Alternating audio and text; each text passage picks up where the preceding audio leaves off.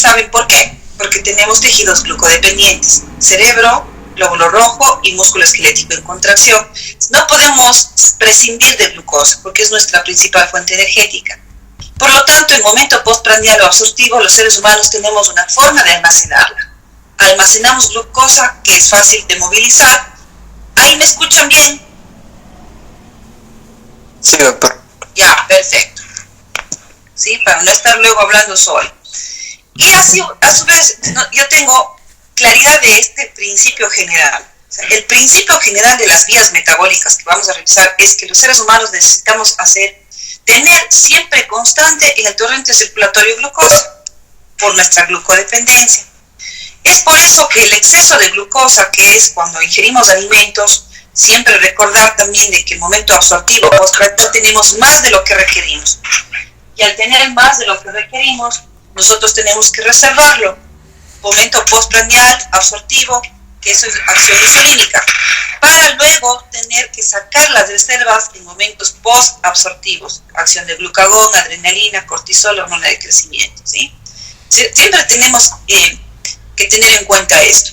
Las células no necesitan gran carga de combustibles energéticos, sino lo que requieren, y de ahí, ¿qué es lo que tienen que hacer? Reservar. Los seres humanos consumimos más de lo que requerimos siempre, al igual que todos los mamíferos, ¿no?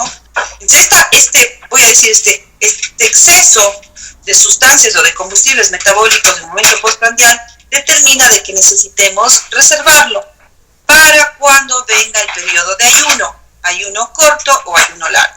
Pero cuando hablamos de glucógeno ya no podemos hablar de ayuno muy largo, porque este se moviliza cuando surgen necesidades incrementadas, que es el ayuno o la actividad muscular y entre comidas. Quiere decir que nos protege de la hipoglicemia, pero en periodos cortos. Por favor, si es que ustedes desean grabar las clases, yo no tengo ningún inconveniente, ¿sí? Pueden hacer. Así es que tenemos que ver que este es una molécula, un polisacárido en cambio de reserva energética corta, es decir, de corta duración, o mejor dicho, vamos a usar el término correcto, una reserva energética limitada. Esta reserva energética limitada quiere decir que en estado de reposo un adulto puede tener glucógeno hasta 24 horas. Entre comidas, yo consumo alimentos 7 de la mañana y luego ingiero nuevamente a las 12. ¿Qué pasó? De 7 a 9 de la mañana estoy en un periodo absortivo, pero después, desde las 9 de la mañana hasta las 12, ya estoy en un periodo de ayuno que llamamos ayuno entre comidas, un ayuno corto, de pocas horas, y de fundamentalmente, ¿qué día se va a activar? La demolición del glucógeno. Vuelvo a comer a las 12, acción insulínica postprandial, absortiva, acción insulínica, enseguida, ¿qué tengo que hacer? Reservo. Y así sucesivamente para el ciclo alimentación-ayuno.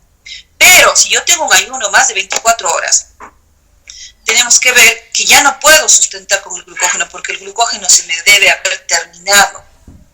Si es que yo hice actividad física, el glucógeno se me acabó antes de las 24 horas. Un maratonista terminó su glucógeno tal vez en 2 horas, ¿sí? Entonces eso, la cifra de 24 horas en una persona adulta, porque también depende de las reservas, de cuánto haya ingerido de glúcido días anteriores, depende de su contextura muscular, depende de su actividad física o de su reposo, ¿no?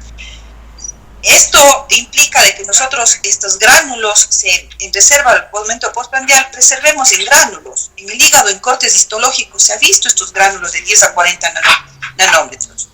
Y en el citosol es donde se realizan todo lo que son las vías del metabolismo, tanto de la síntesis como de su degradación. Todos los tejidos pueden reservar una pequeña cantidad de glucógeno, pero existen 2 tejidos que principalmente tienen los depósitos en el ser humano. 2, músculo esquelético y el hígado. Y aquí hay que diferenciar que hay 2 objetivos diferentes, funciones diferentes. En el hígado es para regular la glicemia. Acumulo todo lo que puedo cuando tengo mucho nutriente o muchos combustibles, postprandial o absortivo, y luego saco la reserva en momentos de ayuno. Ahora, ¿cuándo saco la reserva? Digo, en hígado cuando hacemos demolición del glucógeno, la glucosa se exporta Recordarán que hay una enzima que tiene capacidad de desfosforilarle la glucosa cuando ingresó. La glucosa ingresada dentro de la célula se fosforila por acción de las quinasas, ¿no? Glucoquinasa o exoquinasa, y eso le secuestra. Pero existen tejidos como el hígado que es indispensable que le deje salir. ¿Para qué? Para hacer regulación glicémica. Mientras que en el músculo esquelético, la actividad muscular vigorosa determina esta demolición del glucógeno para tener su propio combustible metabólico. Es decir, este no es para regulación glicémica, sino para suministrar glucosa a ese tejido como para la síntesis del ATP durante la contracción muscular. Dos objetivos distintos. Las hormonas son las mismas prácticamente, decimos, implicadas, excepto el glucagón. El músculo esquelético no tiene receptores de glucagón.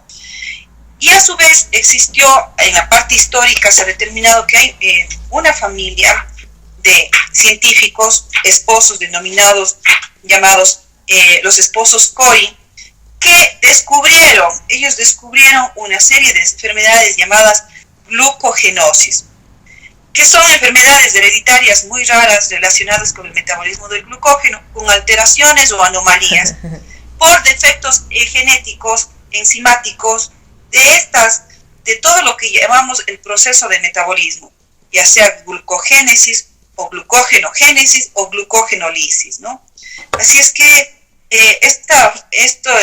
par de científicos descubrieron eso, al igual que también descubrieron todas estas enzimas del metabolismo del glucógeno, y hay un ciclo que se denomina ciclo de Cori en honor a estos científicos. Bueno, vamos a ir viendo acá. Esta diapositiva me sirve es muy importante para describir cómo se metaboliza el glucógeno, o cuál es la idea, ¿no? Vamos a ver, aquí tenemos fuentes de glucosa sanguínea durante un día normal. Ustedes están viendo aquí en rojo una vía que es la gluconeogénesis. En verde, que es lo que la clase de hoy, es lo que estamos viendo, vía de glucogenolisis, demolición del glucógeno. Y lo que están viendo en azul es lo que procede de la dieta. Quiere decir que todas estas tres vías son fuentes de glucosa sanguínea durante un día normal. Y aquí estamos viendo en porcentaje hasta el 100% de la fuente de glucosa, y en la otra ordenada estamos viendo el desayuno el desayuno, la comida, es decir, el almuerzo, la cena, en un día 24 horas. ¿Cuáles son las fuentes de glucosa sanguínea durante un día normal? Vamos a ver. Si yo como alimentos en el desayuno, obvio, ¿cuál va a ser la fuente de glucosa? En el torrente circulatorio. La que viene desde mis nutrientes, pues no. Los alimentos absorbo, ya hemos visto que hay una hiperglicemia fisiológica, perfecto, y comienza a descender. Cada comida, la principal fuente, el porcentaje completo, el 100%, viene de la dieta, en cada comida. Pero en periodos entre comidas, fundamental esto, entre el desayuno y la comida, ¿sí? Si yo como a las 8 de la mañana, y luego almuerzo a las 12 del día, tengo un lapso entre comidas. Y este lapso entre comidas, ¿qué me sostiene la glicemia? La glicemia es sostenida por esta vía fundamentalmente, que es la glucogenolisis. Y esta glucogenolisis hace que, lo que está por favor en la línea, hace que yo tenga después, se disminuye la glucogenolisis cuando vuelvo a comer. Otra vez, periodo entre comidas, nuevamente se eleva la glucogenolisis, y yo tengo aquí fundamentalmente esto, el pico máximo o el porcentaje de glicemia viene por la glucogenolisis. Conclusión, la glucogenolisis es una vía metabólica de activación de la demolición o de la lisis del glucógeno para dar glucosas al torrente circulatorio, y nos sostienen la glicemia, voy a decir entre comillas, nos mantienen, mejor dicho, la glicemia en estos periodos de ayuno entre comidas. Si es que yo dejo de comer igual 10 horas, 12 horas, 15 horas, también el glucógeno va a empezar a tener demolición, pero ya con menor actividad, o mejor dicho, va a estar activa, pero en cambio ahí necesitamos, como son ayunos más largos, necesitamos tener que, al comenzar a agotarse el glucógeno, comenzamos a echar de mano otras fuentes. Y aquí está lo que está en rojo, la gluconeogénesis, que es la síntesis en periodos de ayuno más largo, es la síntesis de glucosa endógena, la que el propio organismo puede sintetizar. Bueno, aquí estamos viendo dos vías, ¿no? Aquí estamos viendo la vía, pero en dos tejidos diferentes. Aquí yo tengo glucógeno hepático. Yo tengo la glucosa que llega hacia mi torrente circulatorio, hiperglicemia fisiológica postprandial, se fosforila y se obliga a encontrar rutas metabólicas, ¿no? Ahora, la glucosa, cuando ya tiene toda la vía oxidativa satisfecha, ¿qué comienza a hacer? Por regulación insulínica, la glucosa 6-fosfato comienza a desviar, ¿sí? La comenzaba a desviar. Y para desviarle, enseguida yo tengo aquí glucosa 6-fosfato, glucosa 1-fosfato, y tenemos la síntesis del glucógeno. Aquí solamente es un esquema, porque ya vamos a ver la vía, en definitiva, la vía metabólica. Pero el sentido es, yo tengo una hiperglicemia fisiológica, aumenta el hígado la captación de glucosa, por acción insulínica existe glucólisis, ciclo de Krebs, toda la vía oxidativa que habíamos visto, pero hay suficiente ATP, se inhibe la vía glucolítica y enseguida comenzamos a desviar la vía. La glucosa 6-fosfato empieza a inhibirse a la glucólisis y comienza a activarse lo que llamamos la glucogenogénesis. ¿Bajo qué acción? Insulínica. Cuando tenemos luego de las 2 horas de postprandial o entramos en un periodo posabsortivo o de ayuno entre comidas, como habíamos visto, el glucógeno que tenemos reservado aquí, hay demolición y tenemos ahora glucosa 1-fosfato y glucosa 6-fosfato. Esto con estas moléculas, al tener nosotros en el hígado la glucosa 6-fosfato fosfatasa, se desfosforila y la glucosa se exporta. Regulación glicémica. Mientras que la vía que ocurre en el músculo, prácticamente decimos, son isoenzimas porque hacen lo mismo, pero está en otro tejido. La glucosa 6-fosfato hace vía glucolítica y sabe muy bien que termina en lactato. Pero en la glucosa, cuando tenemos esto ya satisfecho la demanda del tejido, porque también en reposo puede utilizar ácidos grasos, la mayor parte de glucosa que está aquí se va a la vía de glucogenogénesis. ¿Sí? Esto es una acción insulínica, bajo acción insulínica. Y a su vez, cuando existe actividad muscular vigorosa, este tejido lo que hace es que disminuye la secreción insulínica y comenzamos a tener secreción adrenalínica. El glucagón no ejerce acción sobre este tejido. Y el glucógeno se demuele. Hay demolición o la glucogenólisis de los glucosa 1-fosfato. ¿Pero para qué? Para esta glucosa que estoy sacando, no exportarle, sino volver a hacer vía glucolítica y satisfacer o tener síntesis de ATP. Miren, mediante esta gráfica me permito explicar que son dos funciones diferentes. Dos funciones diferentes. Son isoenzimas tanto que en el músculo, isoenzima hepática. Hacen lo mismo, pero están en dos tejidos diferentes, ¿no? Así es que nosotros, ¿cuánto tenemos de glucógeno aquí? Podemos almacenar. Prácticamente decimos que el músculo esquelético tiene poca capacidad de reserva como glucógeno. La reserva es aproximadamente del 1 al 2% del peso del músculo en reposo. Alrededor de 300 a 400 gramos, estamos hablando en una persona adulta, alrededor de 70 kilogramos, es decir, con masa muscular grande, ¿no? Estamos hablando de persona adulta, ¿sí? Mientras que el hígado tiene mayor capacidad de reserva. Alrededor del 10% del peso de este hígado puede reservarse como glucógeno en una persona bien alimentada. Pero este 10% del peso, prácticamente estamos diciendo que no sobrepasa los 100 gramos.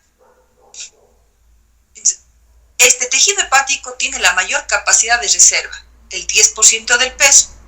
Pero al ser un tejido que está, ¿no es cierto?, en pequeña cantidad o su peso es pequeño en relación a toda la masa muscular, decimos que el músculo esquelético, a pesar de que tenga una capacidad de reserva más baja que el hígado, quiere decir el 1 al 2%, un ser humano al tener gran cantidad de masa muscular, aquí encontramos la principal reserva de glucógeno.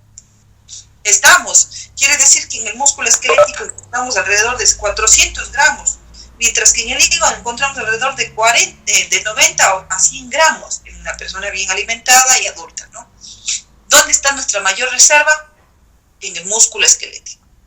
Pero esta reserva que tenemos en el hígado es determinante para que no nos dé estos estados de hipoglicemias en ayunos cortos o entre comidas, o en ayunos que requieren poco tiempo, a lo mejor ya no 4 horas, sino 6, 8 horas, 10 horas. Pero cuando ya empezamos a atravesar, ¿no es cierto?, el momento del sueño, por ejemplo, ya tenemos 7, 8 horas de ayuno. De hecho, este hígado está funcionando para poder sacar glucosas del torrente circulatorio mientras dormimos. Pero a la par, como ya está más horas, ya empieza a disminuir las reservas del glucógeno, las células también comienzan a fabricar glucosa endógena. Quiere decir que la gluconeogénesis es una vía metabólica que está en razón de proveer glucosas propias al organismo, no de las que vienen de la alimentación, glucosas propias del organismo para ayudar a solventar una demolición del glucógeno o una disminución de la reserva de glucógeno, ¿no? Pero quiere decir que esos son en ayunos más largos, ¿no? Como en la noche, o en ayunos ya cuando llamamos inanición, más de 10 horas, 12 horas, sin ingesta alimenticia, las reservas de glucógeno comienzan a disminuir, por lo tanto comenzamos a activar ya otra vía que está propia del periodo de ayuno ya más largo, ¿no? Ya, aquí vamos viendo, por favor, un resumen. ¿Cuál es? Prácticamente decimos la comparación de las funciones del glucógeno hepático y glucógeno muscular. Vamos viendo las diferencias. Hepático y muscular. El hepático, función, mantenimiento de glicemia. El muscular es combustible de reserva para la contracción muscular. ¿Sí? Vamos a ver. El glucógeno hepático, ¿por qué es regulador glicémico? Porque el hígado tiene una enzima glucosa 6-fosfato-fosfatasa, mientras que el glucógeno muscular no posee esta enzima, por lo tanto no puede exportar glucosa. Los depósitos, esos decíamos, el glucógeno hepático 10% del peso, mientras que el músculo 1 al 2% del peso. Pero ¿en dónde está la mayor cantidad? En el músculo, porque tenemos mayor cantidad de masa muscular. ¿Ya? Y aquí yo tengo 10% del peso del hígado, solo duran 12 a 24 horas durante el ayuno. Aquí es fundamental que este periodo es un periodo de ayuno, es un periodo corto de un combustible limitado. Esto hay que, por favor, hacer hincapié. Mientras que en los lípidos nosotros tenemos ayunos mucho más tardíos, ¿no? Son combustibles que tenemos reservas ilimitadas. Mientras que los glúcidos, y en este caso estamos viendo el glucógeno, es una reserva limitada. Aquí es fundamental el control hormonal. La glucogenólisis hepática está regulada bajo el glucagón y la adrenalina. La glucogenogénesis, que es decir, la síntesis, es regulada por la secreción insulínica. El glucógeno muscular. La adrenalina estimula la glucogenólisis, mientras que la insulina estimula la síntesis. Aquí vamos a ver que la glucogenólisis no hay regulación o no tenemos el glucógeno muscular, la demolición del glucógeno, no tenemos, para demoler el glucógeno muscular, no tenemos receptores de glucagón. El glucagón no actúa sobre el músculo, actúa sobre el hígado. La adrenalina es la que actúa sobre el músculo para hacer la demolición. Bueno, tenemos este preámbulo. Consultas hasta este momento.